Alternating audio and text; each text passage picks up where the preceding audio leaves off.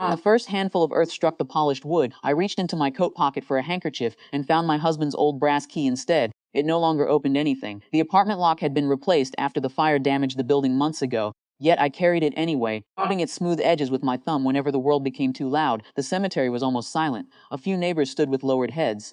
My husband's supervisor from the city library folded his umbrella beneath one arm. An elderly groundskeeper waited several steps away, hat in his hands, giving grief the privacy it deserved. The spaces where my family should have been stayed painfully empty. No parents, no sister, no best friend. Only wind. My phone vibrated once inside my purse. Then again, I didn't look. The minister finished speaking. Two workers began lowering the casket. I watched the ropes slide through their gloved hands and wondered how something so heavy could disappear so gently. Another vibration, another. By the time everyone began drifting away, the screen glowed with 36 missed calls. One message sat beneath them: "We need to talk." Now, from my mother, I locked the phone again. Whatever she needed could wait. My husband had spent his last afternoon on Earth asking me not to rush through life anymore. "People always think there's one more hour," he'd whispered from his hospital bed. "There isn't." So I stayed, long after everyone else had gone. The groundskeeper eventually walked over carrying a folding chair. "You don't have to leave yet," he said quietly. "I know. My wife stayed 3 hours when I buried our son." He nodded once and returned to his work. He never asked questions. Neither did I. 3 weeks earlier, my sister had called, bubbling with excitement.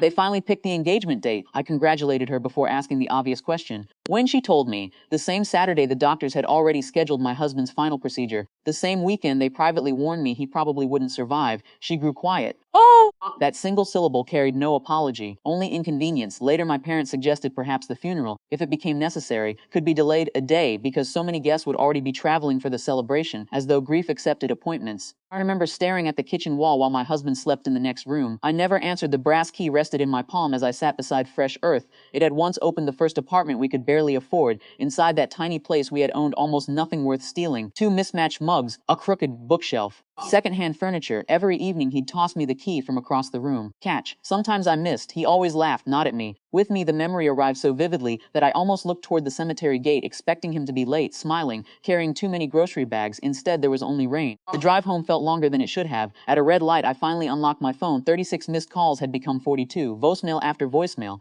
One from my father, 5 from my best friend Nora, then another message. "Please answer. It isn't what you think." I almost laughed. How could they possibly know what I thought? When I reached the apartment, Nora was sitting outside my door. Her mascara had long since surrendered to tears. "I know you hate surprises," she whispered. "I do. I deserve that." She held out an envelope, not toward me, just between us. "I was going to tell you months ago." Outside were medical reports, my husband's name, a different specialist, letters, appointments, insurance appeals. Nora had been helping him in secret after he'd asked her not to burden me with every setback. "He wanted you to have one peaceful season," she said. "He knew there wouldn't be many." I sat on the hallway floor, not because I couldn't stand, because standing suddenly seemed unnecessary. My parents arrived 20 minutes later. Neither stepped inside immediately. My mother looked smaller than I remembered. My father removed his glasses 3 separate times before speaking. The engagement never happened. I waited. Her sister collapsed before the guests arrived. Cancer recently diagnosed. She had hidden it from almost everyone. The engagement party had quietly become a gathering where both families planned to announce treatment instead. Only she had fainted before anyone could say a word. Chaos followed ambulances, hospitals, phones. No one realized mine had been switched off. My first instinct was anger, then shame for feeling it, then anger again. Neither emotion stayed very long. Finally, I asked the question that mattered.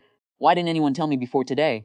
Silence answered first, then my mother spoke. "Because every time something happened, we convinced ourselves you were the strong one." The sentence landed harder than any accusation. Strong, the family word that really meant, "She'll survive without us."